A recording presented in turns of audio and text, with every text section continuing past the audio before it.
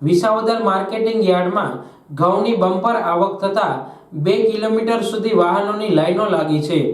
Visavadar marketing યાર્ડમાં ઘઉં અને ચણાની બમ્પર આવકથી યાર્ડમાં માલનો ભરાવો થઈ ગયો છે।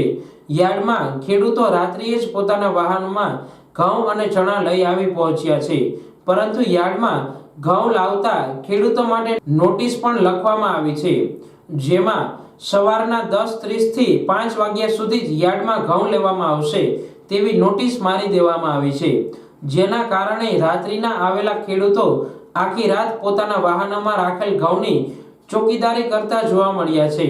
ત્યારે અમુક ખેડૂતોના કહેવા મુજબ વગદાર ખેડૂતોના વાહનો રાત્રે યાર્ડમાં લઈ લેવામાં આવ્યા છે। આવા આક્ષેપ સાથે યાર્ડમાં પૂરતી વ્યવસ્થા ન હોવાથી ખેડૂતો હેરાન પરેશાન થયાનું જણાવી રહ્યા છે।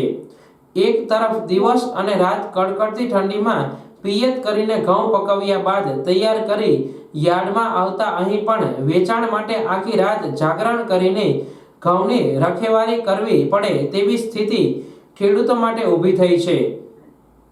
અન્નદાતા અન્ન પકવતી વખતે મુશ્કેલી ભોગવે અને વેચાણ માટે પણ મુશ્કેલી ભોગવે તેવી પરિસ્થિતિ વચ્ચે ખેડૂત જીવી રહ્યો છે। હરેશભાઈ વાલજીભાઈ લીંબાચિયા, મારું ગામ કાલસારી, તાલુકો વિસાવદર, જિલ્લો જુનાગઢ। યાર્ડમાં એવી નીતિ હાલે છે કે ખેડૂતને હેરાનગતિ કરે છે। ખેડૂતના 12 ટ્રેક્ટર અંદર વીયા ગયા, 3 ટ્રેક્ટર બહાર રાખ્યા, તો રિવેસ ગેટની અંદરથી રિવેસ ટ્રેક્ટર શું કામ લેવડાવ્યા?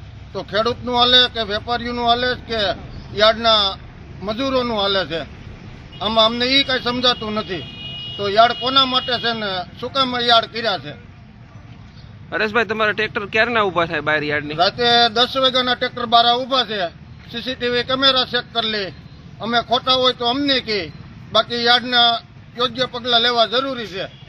ખેડૂતને હેરાન કરવા, ઢોરનો ત્રાસ, રાતે 15 ગાવું ઘઉં ખાઈ જાય,